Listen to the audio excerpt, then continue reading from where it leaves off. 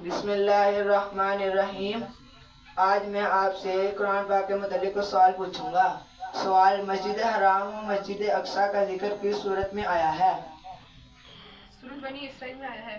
جی بھائی، جواب درست ہے۔ سوال: ام الکتاب یعنی کتاب کی ماں کس صورت کو کہا گیا ہے؟ سورۃ الفاتحہ۔ جی بھائی، جواب درست ہے۔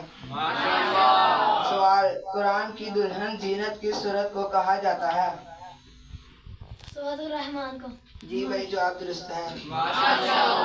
سوال: کس قوم کو قرآن پاک کی سب سے زیادہ نافرمان قوم کہا گیا ہے؟ بنی اسرائیل کو۔ جی بھائی، جواب درست ہے۔ سوال: قرآن پاک کا نام قرآن کس نے رکھا؟ اللہ تعالیٰ نے خود رکھا۔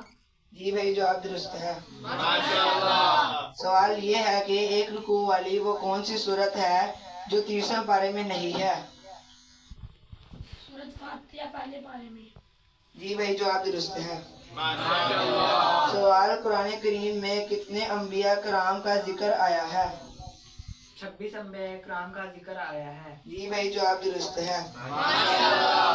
سوال یہ ہے کہ قرآن پاک میں کل رکوع کتنے ہیں؟ 540 رکوع ہیں۔ جی بھائی، جواب درست ہے۔ سوال: قرآن کریم کی کتنی صورتیں انبیاء کرام کے نام پر ہیں؟ 6 صورتیں۔